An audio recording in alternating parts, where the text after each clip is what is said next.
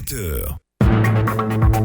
Bonjour et bienvenue à vous tous qui nous rejoignez sur Radio Côte d'Ivoire. Tout de suite, le journal, le 7h, il est présenté par Jérôme Kouakou qui lance justement les titres. Dans 3 mois, les Ivoiriens connaîtront les nouvelles statistiques liées aux questions de santé en Côte d'Ivoire. L'enquête démographique et de santé vient d'être lancée. Le DS 2021 va coûter plus de 4 milliards de francs CFA. Les pays sahélo-sahariens se mobilisent contre l'insécurité alimentaire en Afrique. Une concertation régionale réunit 17 pays ici à Abidjan. 3 jours de réflexion pour maîtriser les questions liées au secteur agricole. Et puis coup d'État manqué hier au Soudan. C'est une tentative attribuée à des anciens responsables du régime d'Omar el-Béchir. Chassés du pouvoir il y a 2 ans, les États-Unis mettent en garde les sémeurs de troubles dans le pays. Voilà pour le menu. Bonjour à tous et bienvenue.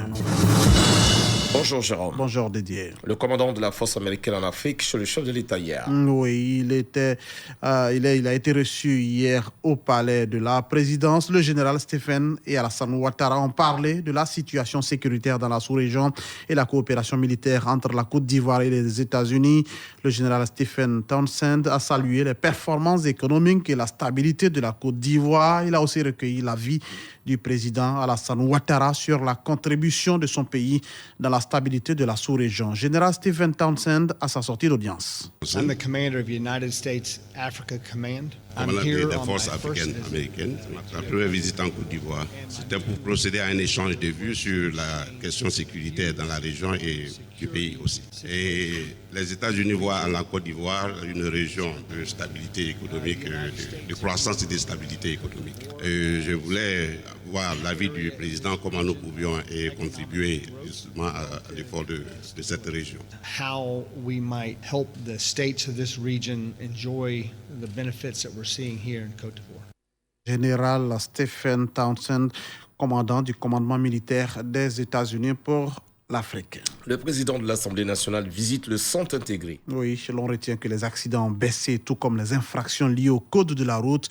Selon le directeur général de Kipus Afrique, il existe 30 centres de gestion intégrés qui vont passer bientôt à 42 pour rapprocher les services de la population.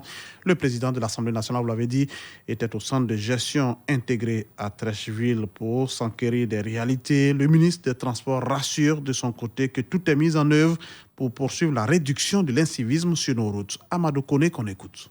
Je voudrais vraiment remercier Monsieur le Président de l'Assemblée nationale, au nom du Premier ministre, chef du gouvernement, le Premier ministre Rachid Patrick, pour l'honneur qu'il nous fait pour venir s'assurer de ce que nous leur avons dit il y a quelque temps, donc au mois d'août, effectivement en train de se faire. Je voudrais m'en réjouir, rassurer Monsieur le Président de l'Assemblée nationale et sa délégation que toute la stratégie de sécurité routière sera mise en œuvre et que c'est vrai que rien n'est parfait. Nous avons ensemble au niveau du gouvernement travaillé à mettre en place cette vidéo-verbalisation qui se passe bien et nous allons continuer donc à le déployer sur l'ensemble du territoire national.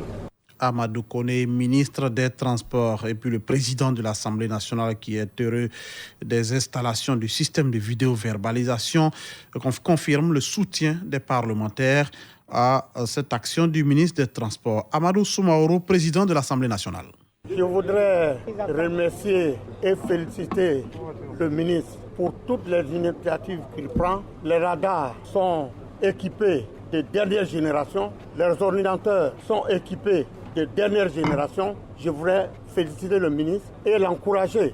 Amadou Soumaoro, président de l'Assemblée nationale, des députés ivoiriens qui ont repris hier le service après quelques semaines de vacances. Et pour ce premier jour de rentrée, un nouveau calendrier de travail leur a été proposé. Ce nouveau calendrier court du 21 septembre au 30 novembre prochain. 10 projets de loi, dont celui portant sur le budget de l'État pour l'année 2022, seront soumis aux députés. La plénière d'hier mardi a été aussi l'occasion pour le président de séance de présenter les membres de la commission d'évaluation des politiques publiques de l'Assemblée nationale. Le Conseil économique et social échange avec le ministre en charge de la promotion des PME. Oui, c'est à la faveur des grandes rencontres initiées par le Conseil économique et social, environnemental et culturel.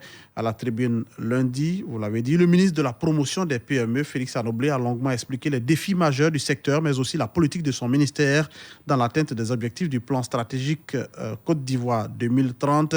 À l'issue de la rencontre, le président du Conseil économique, social, environnemental et culturel reste convaincu que le secteur des PME peut jouer un rôle important dans l'industrialisation de la Côte d'Ivoire. Eugène Akaouele. Aujourd'hui, la Côte d'Ivoire a atteint un niveau de développement tel que nous devons passer à l'autre échelle, c'est-à-dire à l'industrialisation qui passe par l'entrepreneuriat, la prise d'initiative par des Ivoiriens. Et c'est bien entendu le secteur PME qui doit nous permettre d'être de plein pied dans la prise d'initiative. C'est la raison pour laquelle nous avons reçu donc le ministre chargé de la promotion des PME, de l'artisanat et de la transformation du secteur informel. Et nous avons, comme en notre habitude, saisi cette occasion pour former. Nous sommes donc sortis de cette séance en étant suffisamment armés au niveau de tout ce qui concerne le secteur PME. Docteur Eugène Akawele, président du Conseil économique, social, environnemental et culturel. L'enquête démographique de santé vient d'être lancée. Oui, c'est ce qu'on appelle l'EDS, qui a été lancé lundi par les ministres du Plan et du Développement et celui de la Santé. L'EDS 2021 va coûter plus de 4 milliards de francs CFA. À compter du 21 septembre jusqu'au 30 décembre prochain, 200 auditeurs de l'INS vont parcourir toute la Côte d'Ivoire en vue d'actualiser les données statistiques en matière d'indices de santé. Cette enquête va permettre d'orienter les politiques de l'État en faveur des populations. C'est ce que dit ici Nialé Kaba. Elle est ministre du Plan et du Développement. Cette enquête démographique et de santé 2021, la quatrième du genre après celle de 1994, 1998 et de 2011-2012, arrive donc à point nommé. Elle permettra, entre autres, de disposer de données fiables et comparables au niveau international sur les indicateurs clés de fécondité, de mortalité, d'éducation et d'autres caractéristiques liées à la santé. Elle permettra également d'évaluer les progrès dans l'atteinte des objectifs de l'agenda 2030 des Nations Unies et de l'agenda 2063 de l'Union africaine. Je voudrais donc vous exhorter, chers encadreurs et agents de terrain, à visiter toutes les habitations de votre zone d'affectation et à collecter avec professionnalisme les informations nécessaires à l'opération. Nialé Kaba, ministre du Plan et du Développement, dans des propos recueillis par Ange Kouadio. Les pays sahélo-sahéliens en concertation à Abidjan. Oui, c'est le comité inter-État sahélo-sahélien qui se mobilise ainsi contre l'insécurité alimentaire au Sahel, mais aussi en Afrique de l'Ouest. Une réunion de concertation régionale sur les perspectives agricoles et alimentaires se tient ici à Abidjan. Durant 3 jours, les experts vont se pencher donc sur les informations agricoles dans les 17 pays africains sahélo-sahéliens pour venir à bout de la faim. Autre information, cette fois en provenance de Gagnoa. Une mission de la Société ivoirienne de télédiffusion sensibilise les populations de Gagnoa sur le déploiement de la télévision numérique terrestre, la TNT. Le signal analogique sera éteint, on le rappelle, le 27 octobre prochain dans la région du Gor. Gervais Amani est notre correspondant à Gagnoa. La télévision numérique terrestre est désormais une réalité dans la région du Gor. Le chef de la délégation de la Société ivoirienne de télédiffusion a indiqué que cette région est arrosée par le réseau numérique. Serge Assoko note par ailleurs que ce signal de qualité supérieure vient remplacer le signal analogique. Là, nous allons à Oumé et ensuite Tchassalé. Nous venons déjà de Grand Laou, nous venons de Guitry, nous venons de Divo, de Lakota et enfin nous sommes à Gagnoa. Nous voulons porter l'information à nos différents préfets que la TNT est disponible dans la région du Gor. L'antenne et le décodeur de la TNT sont à 16 000 francs CFA. Ils permettent d'avoir gratuitement 7 chaînes de télévision, à savoir RTI 1, RTI 2, la 3, A+ Ivoire, NCI et Live TV et la chaîne d'information en continu 7 Info. Pour ce qui est des chaînes de radio, il a indiqué que cela se fera de façon progressive. Serge Assoko. Ce sont des services que propose la TNT. Nos techniciens sont en train de travailler pour voir comment intégrer les différentes radios dans la TNT. Les populations du département de Gagnoa se sont réjouies de l'arrivée de la TNT dans leur localité. L'Ivoirienne de télédiffusion, conçue sous la forme d'une société d'État, a pour mission principale l'exploitation et l'entretien du réseau et des infrastructures de diffusion de la télévision numérique terrestre avec la mise en service de 3 multiplexes en simple diffusion. Gervais Amani Gagnoa pour Radio Côte d'Ivoire. Radio Côte d'Ivoire, Gagnoa, 88.3 FM. Dans l'actualité hors de nos frontières, coup d'État manqué hier au Soudan. Oui, c'est une tentative attribuée à des anciens responsables du régime d'Omar el-Béchir, chassé du pouvoir il y a 2 ans par une révolte populaire.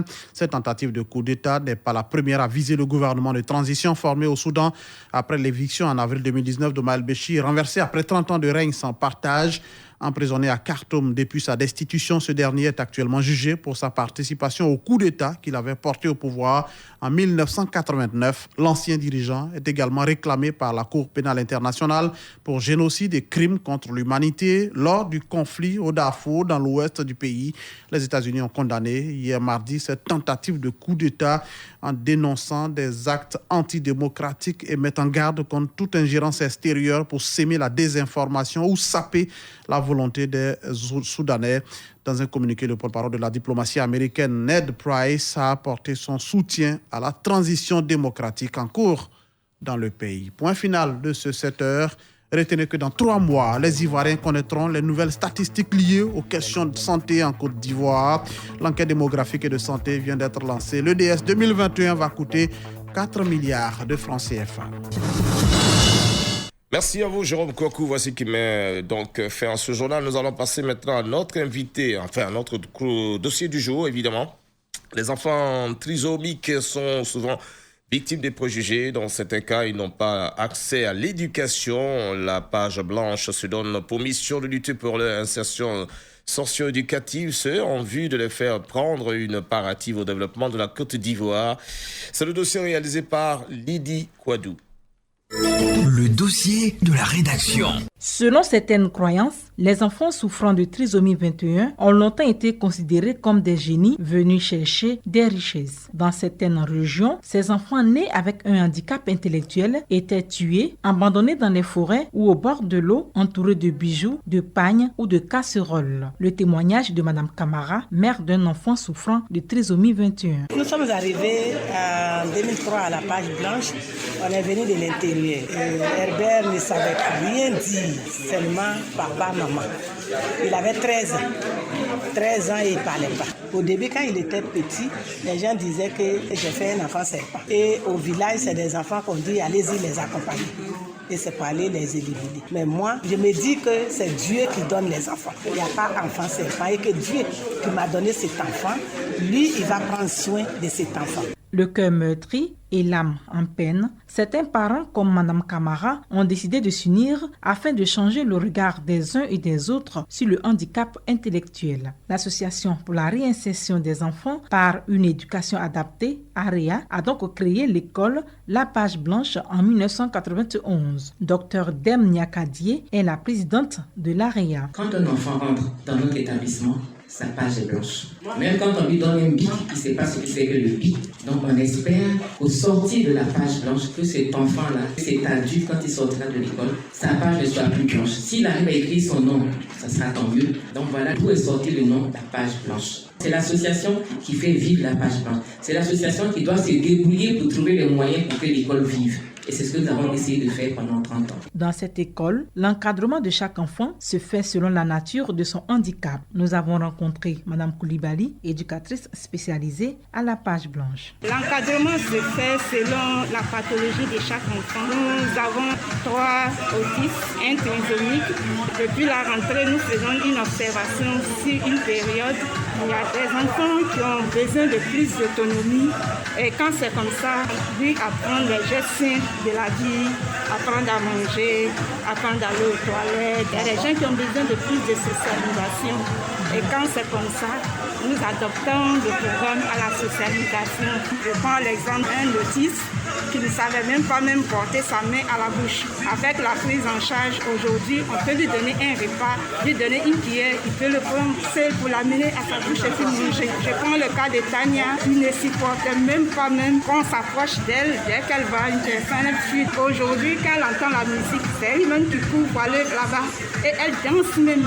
Aujourd'hui, c'est elle qui va vers les autres. Elle cherche les câlins. Ainsi, pour mieux suivre ces enfants vivant avec un handicap lourd, l'État leur a octroyé depuis 2015 un terrain de plus de 4000 m² à Benjerville. Reconnu Comme ONG Santé par les autorités ivoiriennes, l'AREA Page Blanche reçoit depuis quelques années du personnel affecté par l'État avec des résultats jugés satisfaisants. Toutefois, beaucoup reste encore à faire, estime Dr Dem Niakadié. Il y a des EPP dans tous les quartiers, il y a des écoles privées dans toutes les communes. Donc, des écoles pour enfants en situation de handicap intellectuel devraient aussi exister dans toutes les communes. Ce n'est pas normal qu'un enfant d'Abobo vienne à Benjerville parce que son école est une école pour enfants en situation de handicap intellectuel. L'idéal serait qu'il y ait des structures de prise en charge d'enfants handicapés intellectuels dans chaque commune d'Abidjan et même à l'intérieur. La scolarité est déjà énorme pour les parents que nous sommes. 100 000 francs par mois, c'est lourd pour un parent, mais c'est le minimum qu'on puisse demander aux parents. Un parent qui vient me voir, madame, vraiment, moi je souhaiterais que mon enfant soit ici, mais je n'ai pas d'argent. Est-ce que je vais dire parce que la dame n'a pas d'argent?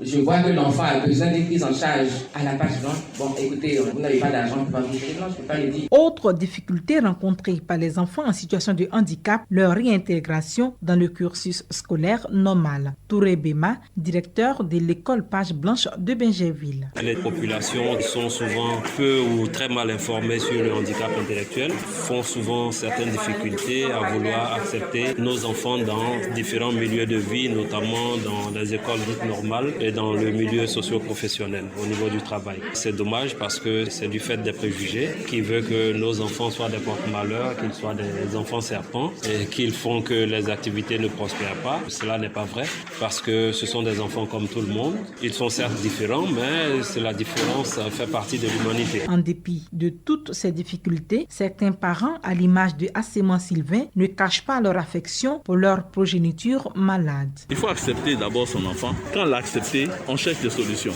Mais quand on se renferme sur soi, on court à l'échec, on reste dans une souffrance permanente. Mon fils est à la page blanche depuis 1998.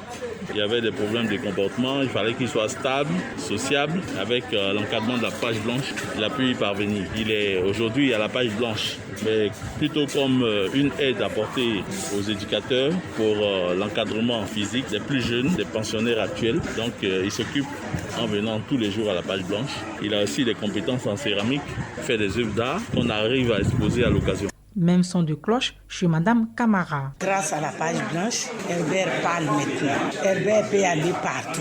Lui, il fait du basket spécial olympique. Il a eu la grâce d'être sélectionné pour aller en 2011 en Grèce. Ils sont revenus avec une médaille d'or. Et en 2015, il a eu encore la grâce d'être sélectionné pour aller à Los Angeles. Et c'est lui qui a fait le dernier panier qui lui a donné la victoire. Il vient d'avoir ses 30 ans. Partout, on le voit champion. Je suis très fier de lui et de la page blanche. Dr Dem Niakadié lance donc un cri de cœur pour que davantage de moyens leur soient octroyés. L'appel que nous lançons à tout le monde, c'est de nous accompagner encore pour la construction de ce foyer-là. Le but financier recherché est de 250 millions. La prise en charge d'un enfant en situation de handicap intellectuel coûte excessivement cher parce qu'ici à l'école, la prise en charge est individualisée. Donc si nous avons 35 enfants, nous avons pratiquement 35 agents personnels que nous payons. Depuis sa création, il y a 30 ans, au total, une vingtaine d'enfants en situation de handicap intellectuel ont été insérés dans le circuit scolaire normal et 7 autres dans le circuit professionnel, sans oublier que près de 1200 autres ont été encadrés par la page blanche.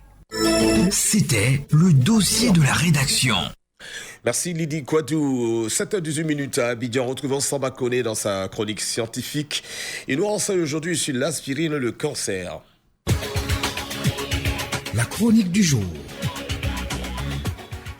Mesdames et messieurs, bonjour. L'aspirine, ce produit plus que centenaire, est loin d'avoir révélé toutes ses vertus. C'est du moins ce que laisse à penser une étude clinique en cours au Royaume-Uni dans la prise en charge d'une forme agressive de cancer du sein, le cancer dit triple négatif. Ces types de cancers ne disposent pas de récepteurs pouvant permettre leur classification, à savoir le récepteur des estrogènes, le récepteur de la progestérone et enfin le récepteur 2 du facteur de croissance épidermique humain. Ces différentes molécules qui ont permis de prendre en charge d'autres types de cancers se révèlent ici malheureusement peu efficaces. Le essai clinique en cours, le premier du genre, se déroule au Centre de cancérologie de Manchester, la Christie NHS Foundation Trust. Cet essai vise à tester l'apport de l'aspirine, ce médicament prescrit pour soulager la douleur, en combinaison avec une immunothérapie dans la prise en charge de ce type de cancer. Les auteurs entendent déterminer si l'aspirine peut rendre les tumeurs cancéreuses sensibles à l'immunothérapie auprès des patientes affectées. Pour la circonstance, l'anticorps monoclonal retenu l'avelumab sera testé d'une part avec de l'aspirine et d'autre part sans aspirine avant une intervention chirurgicale et une chimiothérapie. L'analyse portera alors sur les échantillons de tumeurs cancéreuses en vue de déterminer l'impact de cet anti-inflammatoire non stéroïdien. Le Dr Am Armstrong, oncologue à la Christie NHS Foundation Trust, responsable de cet essai clinique, rappelle que tous les cancers du sein ne répondent pas bien à l'immunothérapie. Nos recherches antérieures, dit-elle, ont suggéré que l'aspirine peut rendre certains types d'immunothérapie plus efficaces en empêchant le cancer de fabriquer des substances qui affaiblissent la réponse immunitaire. Et elle indique en substance que les anti-inflammatoires comme l'aspirine pourraient être la clé pour augmenter l'efficacité de l'immunothérapie lorsqu'ils sont utilisés simultanément. Certes, le cancer du sein triple négatif est peu fréquent. Néanmoins, il touche singulièrement les jeunes. Aussi, l'étude clinique en cours suscite de l'espoir. En effet, après une analyse de 118 études observationnelles portant sur des patients atteints de 18 cancers différents, a montré que plus de 20% des patients qui absorbaient de l'aspirine pour des raisons de santé diverses avaient une espérance de vie supérieure par rapport aux patients qui n'en prenaient pas. Cette analyse avait été effectuée, rappelons-le, par l'université de Cardiff au pays de Galles. Ainsi, l'aspirine, ce produit vieux de plus de 120 ans, demeure une véritable curiosité scientifique. Et ses indications sont loin d'être entièrement échantillonnées, de même que ses potentialités. Bonne journée et à mercredi prochain.